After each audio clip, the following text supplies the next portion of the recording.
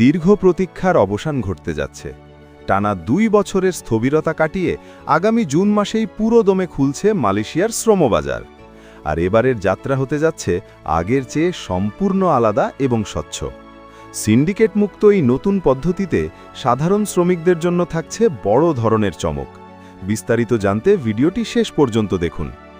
গত 9 এপ্রিল 2026-এ পুত্রাজায়ায় বাংলাদেশ ও মালয়েশিয়ার উচ্চ পর্যায়ের দ্বিপাক্ষিক বৈঠকে এই চূড়ান্ত সিদ্ধান্ত নেওয়া হয়েছে।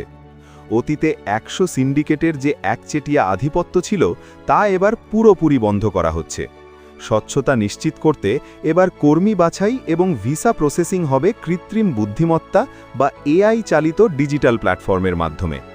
প্রথম ধাপে নির্মাণ, কৃষি এবং উৎপাদন খাতে সবচেয়ে বেশি কর্মী নেওয়া হবে। তবে এবার দালালদের খপ্পরে পড়ার কোনো সুযোগ নেই।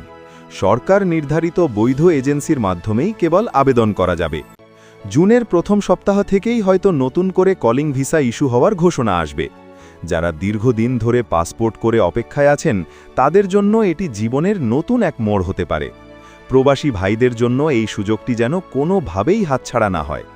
মালয়েশিয়ার শ্রমবাজার নিয়ে পরবর্তী আপডেট এবং আবেদন প্রক্রিয়া জানতে আমাদের চ্যানেলের সাথেই থাকুন।